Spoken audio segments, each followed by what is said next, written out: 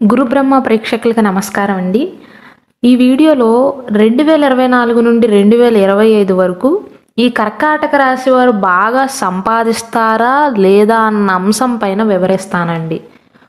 ఏ సమయం నుండి ఏ సమయం వరకు మీకు సంపాదనకు అనుకూలంగా ఉంటుంది, ఏ సమయంలో సంపాదన తక్కువగా ఉంటుంది, పూర్తి వివరాలను అందిస్తారండి. శ్రీ దుర్గాదేవి జ్యోతిష్యాలయం. మీరు ఇప్పుడు వరకు ఎక్కడెక్కడో జ్యోతిష్యం చెప్పించుకుని నిరాశ చెంది ఉన్నారా? అయితే ఒక్కసారి ఈ గురువు గారికి ఫోన్ కాల్ చేసి చూడండి. ప్రేమ, పెళ్ళి, ఉద్యోగం, రాజకీయం, విదేశీ ప్రయాణం, ధనం నిలకడగా లేకపోవటం, భార్యాభర్తల మధ్య గొడవలు, ఆస్తి తగాదాలు, అప్పుల బాధలు, స్త్రీ పురుషుల ఎలాంటి గుప్త సమస్యలకైనా, ఎటువంటి సమస్యలకైనా ఒక్క రోజులోనే పరిష్కారం చూపుతారు. వీరు ఫోన్ నంబర్ 9542637206. ఇంట్రెస్ట్ ఉన్న వాళ్ళు ఎవరైనా ఏ టైంలోనైనా వీరికి కాల్ చేయవచ్చు. ఈ సంవత్సరంలో కర్కాటక రాశి వారికి ఆర్థిక పరంగా అనుకూలంగానే ఉంటుంది అని చెప్పాలి. 60% అనుకూలంగా ఉంటుంది. మీరు గత కాలంతో కనుక కంపేర్ చేసుకున్నట్లయితే ఆర్థిక పరంగా ఎంతో అభివృద్ధి ఉంటుంది. గత కొద్ది కాలంగా ఉన్న ఖర్చులు కూడా తగ్గుముఖం పడతాయి. కానీ గతం కంటే అనుకూలంగా ఉన్నప్పటికీ కూడా మే మాసం వరకు ఆర్థిక పరంగా చాలా జాగ్రత్తలు తీసుకోవాలి. ఒకవేళ ఆలోచించకుండా పెట్టుబడులు పెట్టినా, సరైన జాగ్రత్తలు తీసుకోకపోయినా, డబ్బుని దుబారా చేసినా సరే శని భగవానుడి యొక్క పొజిషన్ బట్టి చూస్తే అప్పుల పాలయ్యే అవకాశాలు ఉంటాయి. మే మాసం వరకు గురువు యొక్క దృష్టి అనేది 2వ ఇంటిపైన, 4వ ఇంటిపైన, 6th హౌస్ పైన ఉంటుంది. కాబట్టి ఆదాయంలో కొంత అభివృద్ధి ఉంటుంది. అయితే అదే సమయంలో మీకు వచ్చే ఆదాయంలో ఎక్కువ శాతం గతంలో మీరు తీసుకున్న లోన్లను తిరిగి చెల్లించాల్సి రావటం, గతంలో తీసుకున్న అప్పులకు సంబంధించిన ఈఎంఐలు కట్టాల్సి రావటం, కొంతమంది దగ్గర తీసుకున్న చేబొదులను తిరిగి ఇవ్వాల్సి రావటం, ఇలాంటి వాటి వల్ల ఆదాయం కంటే కూడా ఖర్చులే ఎక్కువగా ఉంటాయి. మొదటి 4 నెలల సమయంలో ఆదా అయితే చేయలేరండి. డబ్బుని సేవ్ చేయలేకపోతారు. 1వ తారీఖున జీతం పడితే 5వ తారీఖు కల్లా కంప్లీట్ అయిపోతుంది. అంటే 5వ తారీఖు లోపు మళ్ళీ జేబు ఖాళీ అయిపోతుంది. గతంలో మీరు తీసుకున్న అప్పులే దానికి కారణమవుతుంది. అలాగే ఇంట్లో ఉన్న అవసరాలకు కూడా జనవరి మాసం నుండి ఏప్రిల్ మాసం మధ్య కాలంలో స్థిర చరాస్తులను కొనుగోలు చేయటం మంచిది కాదండి. సరైన ఆలోచనలు చేయలేకపోతారు. గ్రహాలు పెద్దగా అనుకూలించట్లేదు. ముఖ్యంగా శని భగవానుడి యొక్క దృష్టి అనేది ధనస్థానం పైన ఉంటుంది, 5వ ఇంటి పైన ఉంటుంది. కాబట్టి కర్కాటక రాశి వారికి జనవరి, ఫిబ్రవరి, మార్చ్, ఏప్రిల్ ఈ 4 మాసాలలో పెట్టుబడులకు కానీ, కొనుగోళ్లకు కానీ, స్థిర చరాస్తులను కొనుగోలు చేసే విషయంలో కానీ, బెట్టింగులు కట్టే విషయంలో కానీ, స్టాక్ మార్కెట్లు, షేర్ మార్కెట్లు వంటి వాటిల్లో పెద్దగా ఇన్వెస్ట్మెంట్ చేసే విషయంలో కానీ అంతగా అనుకూలించదు. చేయకపోవటమే మంచిది. ఒకవేళ ఖచ్చితంగా ఏప్రిల్ మాసం లోపు ఏదైనా ఖచ్చితంగా కొనాలి అనుకుంటే అనుకున్న దానికంటే ఎక్కువగానే డబ్బు ఖర్చు చేయవలసి వస్తుందండి. దాని బదులు ఏప్రిల్ మాసం తర్వాతకి అటువంటివన్నీ వాయిదా వేసుకోవటం మంచిది. రిస్క్ మాత్రం తీసుకోకండి. మొదటి 4 నెలల సమయంలో ఆర్థిక పరంగా రిస్క్ తీసుకుంటే కనుక అప్పులు పాలవ్వాల్సి వస్తుంది. శని భగవానుడు 8వ ఇంట్లో ఉన్నంతకాలం మీరు అటువంటి రిస్కులు చేయవద్దు. మే 1వ తారీఖు తర్వాత శని భగవానుడి యొక్క పొజిషన్ మీకు అనుకూలంగా లేకపోయినప్పటికీ కూడా గురుబలం మీకు తోడుగా ఉంటుంది. కాబట్టి ఆలోచన విధానం అనేది మంచిగా ఉంటుంది. బాగా ఆలోచించగలుగుతారు. తప్పు నిర్ణయాలను తీసుకోరు, తొందరపాటు నిర్ణయాలను తీసుకోరు.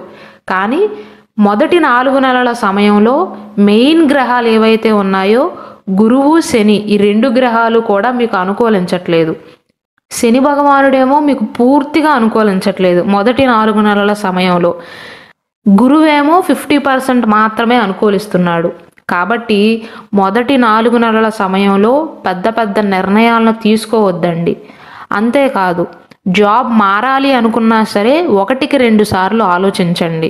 ఈ మొదటి 4 నెలల సమయంలో కర్కాటక రాశి వారి మైండ్ సెట్ ఎలా ఉంటుందంటే, శని భగవానుడి యొక్క ప్రతికూల ప్రభావం వల్ల వారి వృత్తి వ్యాపారాలలో చిన్న విషయం జరిగినా, వారికి చిన్న అసౌకర్యం కలిగినా సరే ఉద్యోగం మానేసి వ్యాపారం పెట్టుకుందామని నిర్ణయించుకుంటారు. కానీ అటువంటి రిస్కులు మాత్రం తీసుకోకండి.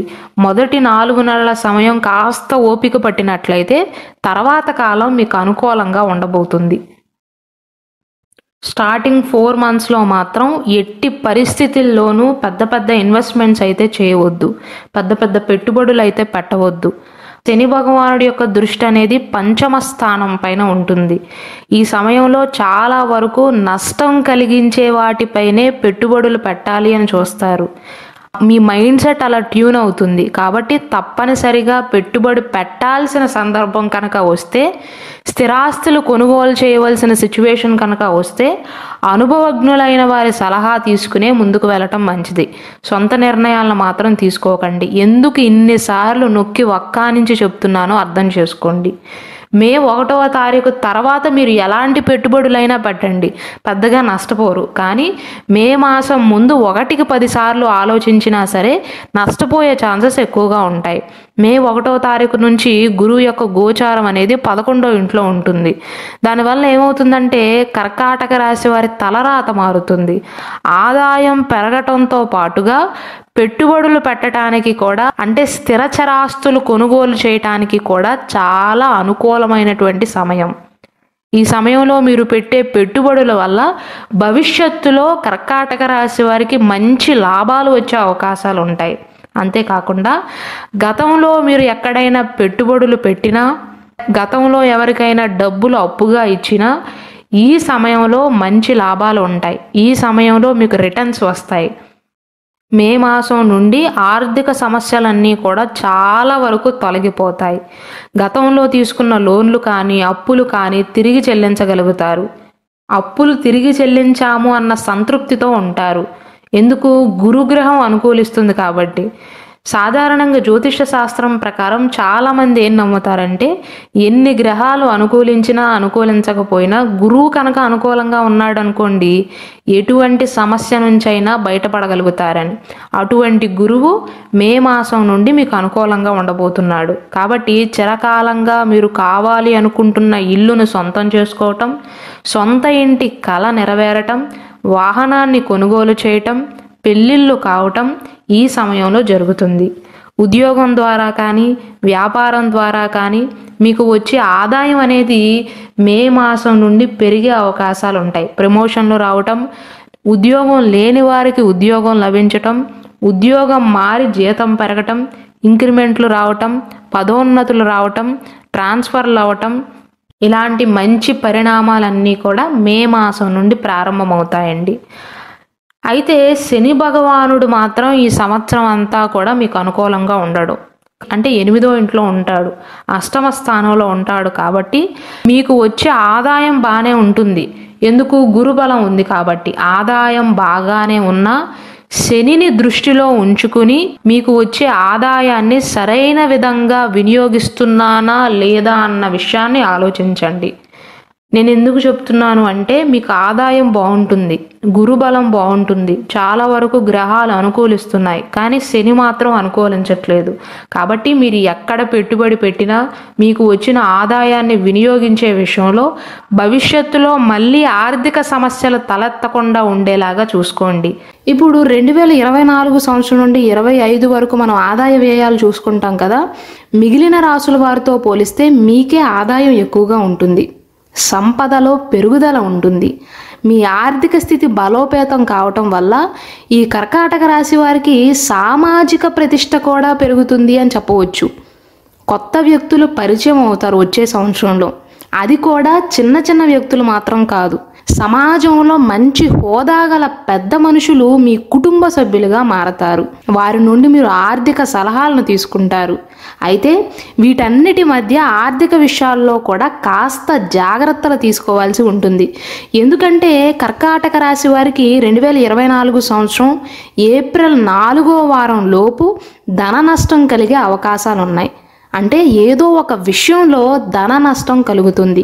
కాబట్టి ఆర్థిక విషయాలకు సంబంధించిన విషయాలన్నిటి గురించి కూడా ఏప్రిల్ గడిచేంత వరకు ఆలోచించకుండా ఎలాంటి నిర్ణయాన్ని కూడా తీసుకోకండి. అలాగే ఈ 2024 సంవత్సరంలో మీ పూర్వీకుల నుండి వంశపారంపర్యంగా కొనసాగుతున్న వ్యాపారం కనుక చేస్తున్నట్లయితే ఈ సంవత్సరం ఆ వ్యాపారం విస్తరించబడుతుంది. అంటే మీ వంశపారంపర్యంగా మీకు వచ్చిన బిజినెస్ని ఈ 2024 సంవత్సరం పూర్తయ్యే లోపు ఎక్స్పాండ్ చేస్తారు, విస్తరిస్తారు, ఆర్థిక ప్రయోజనాలను పొందుతారు. ఈ 2024 సంవత్సరం మధ్యలో ఖర్చులు కొద్దిగా పెరిగే అవకాశాలు ఉన్నాయి. కానీ చింతించకండి, ఎందుకంటే ఖర్చులు పెరగటంతో పాటు ఆదాయం కూడా పెరిగే అవకాశాలు ఉన్నాయి. అయితే ముందు చెప్పినట్లుగా ఏప్రిల్ 28వ తారీఖు వరకు కేవలం మీ పొరపాటు వల్లే డబ్బు నష్టపోయే అవకాశం ఒకటి కనబడుతుంది. కాబట్టి పెట్టుబడి పెట్టే విషయాల్లో తప్పు జరిగే అవకాశాలు ఉన్నాయి. అలాగే ఎదుటి మనిషితో మాట్లాడేటప్పుడు, వేరే ఎవరితోనైనా సంభాషించేటప్పుడు గబుక్కున 10 రూపాయల వస్తువుకి ప్రెస్టేజ్కి పోయి 1000 రూపాయలు ఇస్తా అని మీరు కష్టపడి దాచుకున్న డబ్బుని వృధా చేసుకోకుండా జాగ్రత్త పడండి. ఇది కేవలం ఉదాహరణగా చెప్తున్నాను. ఉదాహరణకి ఎవరో వ్యక్తి వస్తాడు, ఆ వస్తువు 10 రూపాయలే, కానీ మిమ్మల్ని రెచ్చగొడతారు. మీరేమో 10 రూపాయల వస్తువు అని మీకు తెలిసినప్పటికీ కూడా ప్రెస్టేజ్కి పోయి అందరి ముందు 1000 రూపాయలు జేబులో నుంచి తీసేస్తారు. అంటే 2024 సంవత్సరం ఏప్రిల్ 28వ తారీఖు లోపు కర్కాటక రాశిలో జన్మించిన వారు స్త్రీలైనా పురుషులైనా సరే ఇలా ఏదో ఒక విషయంలో డబ్బు నష్టపోయే అవకాశాలు కనబడుతున్నాయి. అలాగే నేను చెప్పిన తేదీలోపు అంటే ఏప్రిల్ 28వ తారీఖు లోపు స్టాక్ మార్కెట్లో డబ్బు పెట్టుబడి పెట్టే విషయంలో కూడా అజాగ్రత్తగా ఉండకండి. అయితే కొంతకాలం తర్వాత పరిస్థితులన్నీ కూడా మీకు చాలా అనుకూలంగా మారతాయి. ఆగస్టు మాసం తర్వాత, ముఖ్యంగా చెప్పాలంటే ఆగస్టు 28వ తారీఖు నుండి ఆర్థికంగా రాజభోగాన్ని అనుభవిస్తారు అని చెప్పవచ్చు. మొత్తం మీద చూసుకుంటే ఈ 2024 సంవత్సరంలో కర్కాటక రాశి వారికి ఆర్థికంగా చాలా బాగుంటుంది. ఈ సంవత్సరం మీరు చాలా డబ్బును సంపాదిస్తారు, అంటే మునపటి కంటే ఎక్కువగా సంపాదిస్తారు. ఈ 2023 సంవత్సరంలో అష్టమ శని వల్ల మీరు చాలా ఇబ్బందులు పడ్డారు. ఆర్థికంగా అవ్వవచ్చు, వ్యాపార విషయంలో అవ్వవచ్చు, ఉద్యోగ పరంగా కూడా, అలాగే కుటుంబ పరంగా కూడా, సత్సంబంధాల విషయంలో కూడా అష్టమ శని వల్ల మీరు చాలా ఇబ్బందులను పడి ఉన్నారు. కానీ ఈ 2024 సంవత్సరంలో చిన్న చిన్న ఆటంకాలు ఉన్నప్పటికీ కూడా ఆర్థికంగా మాత్రం బాగుంటుంది. ఆర్థిక శ్రేయస్సు పెరుగుతుంది. కాబట్టి సామాజిక ప్రతిష్ట కూడా కర్కాటక రాశి వారికి పెరుగుతుంది అనే చెప్పాలి. డేట్స్ పరంగా చూసుకున్నట్లయితే 2024 సంవత్సరం ఏప్రిల్ వరకు 10వ ఇంట్లోనే బృహస్పతి ఉంటాడు. కాబట్టి ఏప్రిల్ వరకు డబ్బు నష్టపోయే అవకాశాలు ఎక్కువగా ఉంటాయి. ఇంతకు ముందు చెప్పినట్లుగా ఏప్రిల్ 28వ తారీఖు వరకు డబ్బు విషయంలో చాలా జాగ్రత్తగా ఉండాలి. 28వ తారీఖు తర్వాత నుండి మీకు ధనలాభం కనబడుతుంది. 2వ ఇంటి అధిపతి అయిన సూర్యుడు ఏప్రిల్ 13వ తారీఖు నుండి మే 14వ తారీఖు వరకు చాలా అనుకూలమైన స్థానంలో ఉంటాడు. కాబట్టి ఈ సమయంలో కూడా ధనం సంపాదించే విషయంలో మీకు అనుకూలంగానే ఉంటుంది.